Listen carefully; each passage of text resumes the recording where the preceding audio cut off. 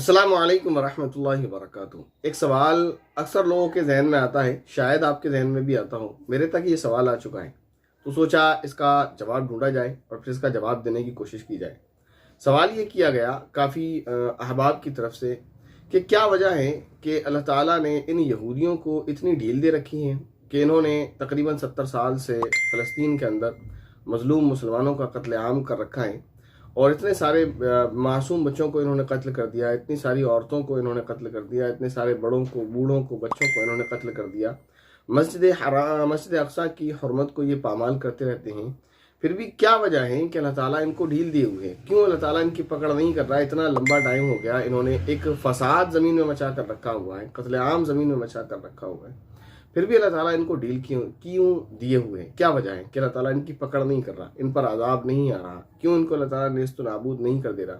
क्यों अल्लाह ताला इन पर कोई अजाब मुसल्लत नहीं कर दे रहा है? ये एक सवाल है, वैलिड है, हर एक के जहन में आता है और आना भी चाहिए, क्योंकि जिस तरह की तस्वीर और वीडियोज़ हमें सोशल मीडिया के ज़रिए देखने को मिलती हैं तो दिल दहल जाता है, कलेजा मुंह को आता है। यकीनन छोटे छोटे बच्चे हैं, जब हम देखते हैं कि उनके ऊपर जो जुल्म सितम के पहाड़ तोड़े गए, तो हम तो तसव्वुर भी नहीं कर सकते अपने बच्चों के लिए, कभी ख्वाब में भी या अपने लिए भी, जो वो बच्चे वहाँ बर्दाश्त कर रहे हैं। और औरतें और बूढ़े और जवानों की तो बात ही और है, सिर्फ बच्चों के साथ जो जुल्म हो रहा है वो सोच भी नहीं सकते, तसव्वुर भी नहीं कर सकते कि कहीं किसी वीडियो में हमें ये देखने को मिल रहा है कि बच्चे का आधा धड़ गायब है, यानी ऊपर का हिस्सा है और नीचे का हिस्सा बिल्कुल नहीं है। किसी के हाथ में ये देखने को मिल रहा है कि एक वालिद के हाथ में बच्चे की सिर्फ यानी गोश्त के टुकड़े हैं, लोथड़े हैं, पूरा जिस्म भी नहीं है कि आधा भी सलामत हो, सिर्फ लोथड़े उसको मिले हैं। तो जुल्म और बर्बरियत जो आपको देखने को मिल रही है, तो यकीनन दिल में एक सवाल आता है कि अल्लाह ताला यहूदियों को डील क्यों दे रहा है, क्यों उनकी पकड़ नहीं कर रहा है, क्यों उनको सज़ा नहीं दे रहा। तो इसका सीधा सा सिंपल सा जवाब जो मिला वो ये है कि वही वजह है जिसकी वजह से अल्लाह ताला यहूदियों को अजाब नहीं दे रहा, वो यानी अल्लाह ताला यहूदियों का अज़ाब क्यों नहीं दे रहा है? उस वजह से ही नहीं दे रहा जिस वजह से अल्लाह ताला हमें अज़ाब नहीं दे रहा। सिंपल सा जवाब और आसान सा जवाब यही है कि अगर अल्लाह ताला यानी हमारा जो ख्याल है उस ख्याल के मुताबिक अमल करने लगे, कि जो हम कहते हैं कि अल्लाह ताला यानी इतने सारे ये लोग गुनाह कर रहे हैं, इतने सारे जुल्म सितम ये कर रहे हैं, फिर अल्लाह ताला इनको अज़ाब क्यों नहीं दे रहा है? तो हमने कौन सी बुराई छोड़ी हुई है जो अल्लाह ताला हमको अज़ाब ना दे? अगर वो कुफ्र कर रहे हैं तो क्या हम नहीं कर रहे? नबी पाक सल्लल्लाहु अलैहि वसल्लम की वाज़ेह हदीस मौजूद है, मन तरक सलात मुतअम्मिदन फ़क़द कफ़र, जिसने जानबूझकर नमाज को छोड़ दिया उसने कुफ्र किया।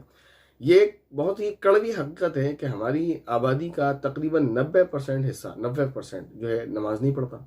क्या कह सकते हैं आप उसको?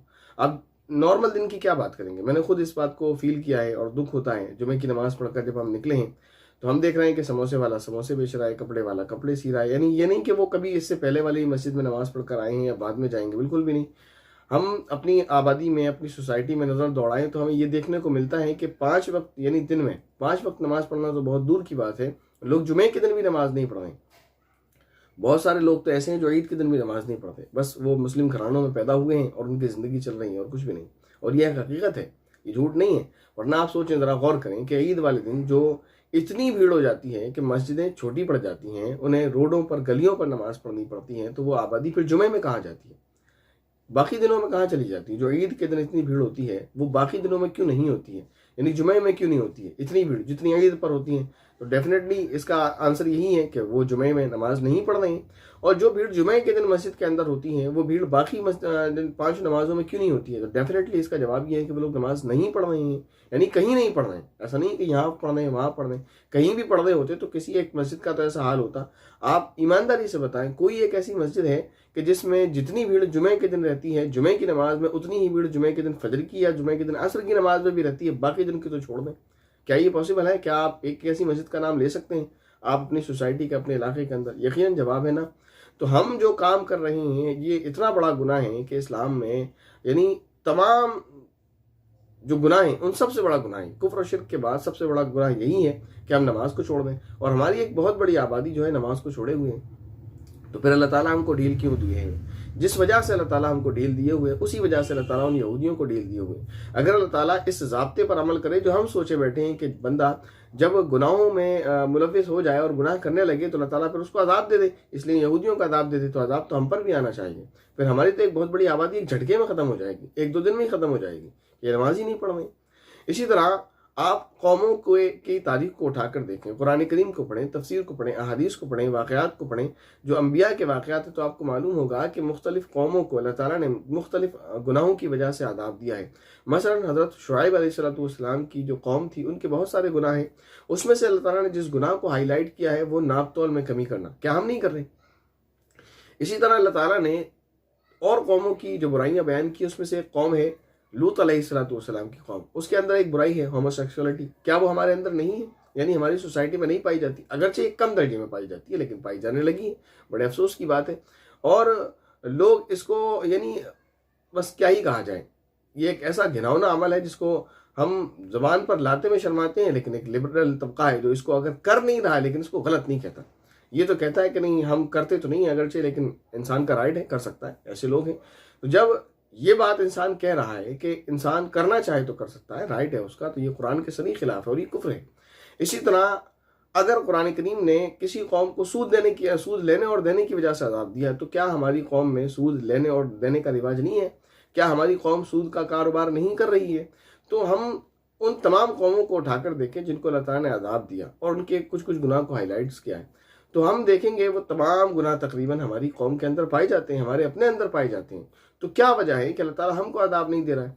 तो जो उन कौमों को अल्लाह ताला ने अज़ाब दिया है, जिस वजह से यानी पिछली जो कौमें गुजर गईं, नबी पाक सल्लल्लाहु अलैहि वसल्लम से पहले अल्लाह ताला ने उन कौमों को अज़ाब दिया। फिर नबी पाक सल्लल्लाहु अलैहि वसल्लम के बाद, आपके आने के बाद हमारे अंदर अगरचे वो गुनाह पाए जा रहे हैं, लेकिन फिर भी अल्लाह ताला हमको अज़ाब नहीं देता। उसकी क्या वजह है? तो ये जो सवाल है कि यहूदियों का अज़ाब क्यों नहीं देता, किस वजह से नहीं देता, वो वजह यही जवाब इसका सिंपल सा जवाब ये है कि वो वही वजह है जिस वजह से अल्लाह ताला हमको अज़ाब नहीं दे रहा है। तो जिस वजह से अल्लाह ताला हमको अज़ाब नहीं दे रहा है, अपनी रहमत के साए में डाले हुए और ढील दे रहा है, मोहलत दे रहा है, कह रहा है सुधर जाओ, तौबा कर लो, वरना फिर आखिरत के दिन पकड़े जाओगे। वही वजह है कि अल्लाह ताला यहूदियों को भी ढील दे रहा है और उनको भी कह रहा है कि तुम्हारे पास चांस है, सुधर जाओ। ऐसा नहीं है कि अल्लाह ताला तुम्हें माफ़ नहीं करेगा, अभी तौबा कर लो सच्चे दिल से और अपनी हरकतों से बाज आ जाओ, ईमानदारी से तौबा कर लो। अल्लाह ताला ने जगह जगह कुरान पाक के अंदर इरशाद फरमाया, इल्लल्लज़ीना ताबू व अस्लहू, कि जो लोग तौबा कर लें और अपने आप को सुधार लें तो अल्लाह ताला उनको माफ़ करने वाला है, कि अल्लाह ताला उनकी तमाम खताओं को माफ़ करने वाला, उन पर रहम करने वाला है। तो अल्लाह ताला के बंदे होने के एतबार से सारे बराबर हैं। अल्लाह ताला का कोई सगा नहीं है इस माना करके मैं रिश्तेदार हूँ, माज़अल्लाह, अल्लाह ताला का कोई रिश्तेदार नहीं। अल्लाह ताला के सारे बंदे बराबर हैं। हाँ, मगर उनको अल्लाह ताला उनके नेक और बद अमल की वजह से उनको जज़ाया सज़ा देगा। तो इस दुनिया में अगरचे वो पकड़ नहीं करता, ना मुसलमानों की ना यहूदियों की, वो एक वजह है जिसकी वजह से नहीं करता, कि जो वजह यहूदियों के पास साथ है वही वजह मुसलमानों के साथ है। अगर उनकी पकड़ करता तो इनकी पकड़ भी करता, और अगर उनकी पकड़ करता तो इनकी पहले करता। आप ज़रा सोचें कि फ़लस्तीन के मुसलमानों पर जुल्म हो रहा है, यहूदी जुल्म कर रहे हैं, तो इस बिना पर उनकी पकड़ होना चाहिए। तो फ़लस्तीन के मज़लूम मुसलमानों पर जो जुल्म हो रहा है और उस जुल्म पर जो लोग उस जुल्म को रोक सकते हैं और जालिम को रोक सकते हैं, वो जालिम को नहीं रोक रहे और मज़लूमों की मदद नहीं कर रहे, मज़लूमों की नुसरत हिमायत नहीं कर रहे, तो क्या अल्लाह ताला को उनकी पकड़ नहीं करना चाहिए? बहरहाल अल्लाह ताला पकड़ नहीं कर रहे हैं, अल्लाह ताला ढील दिए हुए हैं, अल्लाह ताला मोहलत दिए हुए हैं कि तुम्हारे पास वक्त है, ज़िंदगी दी है, सुधर जाओ। सुधर जाते हो तो ठीक है, वरना फिर मरने के बाद जाना तो सबको अल्लाह ताला ही की जानिब है, फिर अल्लाह ताला इन सब का फैसला फरमाने वाले हैं। तो लिहाजा अल्लाह ताला से दुआ करें यकीनी तौर पर, और अपने अमाल को हमें चाहिए कि हम सुधारें। हम आज ही से जो अपने बुरे काम हैं उनको छोड़ दें और नेक कामों पर अपनी ज़िंदगी गुजारने की कोशिश करें। कि ये याद रखें, यहूदी ही बुरे नहीं हैं, यहूदियों को ही अल्लाह ताला अजाब नहीं देंगे, यहूदियों को ही अल्लाह ताला सज़ा नहीं देंगे। वो जाएंगे अपनी कब्र में, उनका अमल उनके साथ, उनका नामा आमाल, उनका अमाल नामा उनके साथ है, हमारा नामा आमाल, हमारा अमाल नामा हमारे साथ है, हमें अपनी कब्र में जाना है। यहूदी अगर बुरे हैं तो इसका मतलब ये नहीं कि हमें नमाज न पढ़ने का हिसाब नहीं देना है। यहूदी अगर बुरे हैं तो इसका मतलब ये नहीं है कि हमें सूद लेने का और देने का हिसाब नहीं देना है। यहूदी अगर बुरे हैं तो इसका मतलब ये नहीं है कि हमें हराम खाने का हिसाब नहीं देना है। यहूदी अगर बुरे हैं तो इसका मतलब ये नहीं कि हमें अपने गुनाहों का हिसाब नहीं देना है। वो कौन से गुनाह हैं जो हम नहीं कर रहे हैं? हम अपनी सोसाइटी के अंदर जो पुरानी कौमें थी उनको अल्लाह ताला ने अदाब क्यों दिया? क्योंकि उन्होंने नबी की बात को नहीं माना, नबी ने उन्हें दीन की तरफ बुलाया। आज भी हम वही काम कर रहे हैं। हमारी पैदाइश से लेकर हमारी मौत तक वो कौन सा काम होता है जो इस्लाम के अकॉर्डिंग होता है? हमारी पैदाइश के बाद अकीक़े का हुक्म है, हम नहीं करते, छठी करते हैं। अकीक़ा नहीं करेंगे, छठी करेंगे। और अकीका भी करेंगे तो उसके अंदर इतनी गंदगी फैला रखी है कि वो अकीका जो है वो अकीका कम और एक जो है खुराफाती रस्म ज़्यादा लगने लगा है, उसमें अल्लाह माफ़ करे पता नहीं क्या क्या होने लगा है। फिर शादी का जो तरीका अल्लाह ताला ने दिया था, इस्लाम ने दिया था, उसको हमने पते पुष्ट डाल रखा है। इस्लाम क्या कहता है, अल्लाह क्या कहता है, कुरान क्या कहता है, नबी के क्या अहकाम है, इससे कोई मतलब नहीं है। हमें जो करना है बस वो करना है। हम सारी खुराफात शादी के अंदर कर लेते हैं। शादी वाले घरों में तो अल्लाह माफ़ करे ऐसा लगता ही नहीं है कि हम मुसलमान, जिस घर के अंदर शादी होती है लगता ही नहीं है कि मुसलमान। सारी खुराफात बिल्कुल कुफरिया अंदाज से हम कर रहे होते सारा, बस सिर्फ निकाह होता है बस दिखाने के लिए, जिससे ये मालूम होता है कि हाँ ये मुसलमान है। वरना कोई काम हमारी शादियों में, हमारी सोसाइटी के अंदर ऐसा नहीं हो रहा है कि जिससे लगे कि ये मुसलमान कराना है और ये मुसलमान बच्चा और बच्ची के घर वाले हैं और ये मुसलमान लोग हैं। क्या ऐसी चीज़ हमारी शादियों के अंदर पाई जा रही है? शादी से 6-7 दिन पहले से जो है गाने बजाने शुरू कर दिए जाते हैं, ढोल ढमक्के शुरू किए जाते हैं, और फिर वो बेहयाइयाँ, बेशर्मियाँ और पता नहीं कौन कौन सी खुराफाती रस्म के हल्दी और मेहंदी और फलाना और पता नहीं क्या क्या, अल्लाह माफ़ करे। और लड़की के बाप पर एक बोझ बना जाता है और कहीं कहीं लड़की वाले जो है एक मुसीबत बन के मुसल्लत हो जाते हैं लड़के वालों पर। अल्लाह हिफाजत फरमाए। वो पूरी शादी जो हमारी हो रही होती है, जिसको अल्लाह ताला ने इतना सिंपल और इतना आसान बनाया कि वो थोड़े से देर में, थोड़े से वक्त में, थोड़े से खर्चे के साथ पूरी हो जाती है। लेकिन हम उसके लिए हफ्ता भर इधर हफ्ता भर उधर वक्त बर्बाद करते हैं, पैसा बर्बाद करते हैं, एक दूसरे पर जुल्म सितम करते हैं, रिज़्क़ की तौहीन करते हैं, न जाने क्या क्या करते हैं। बहरहाल अल्लाह ताला हमारी हिफाजत फरमाए। अल्लाह ताला हमें दीन पर अमल करने की तौफीक नसीब फरमाए। आमीन। अस्सलामु अलैकुम व रहमतुल्लाहि व बरकातुहू।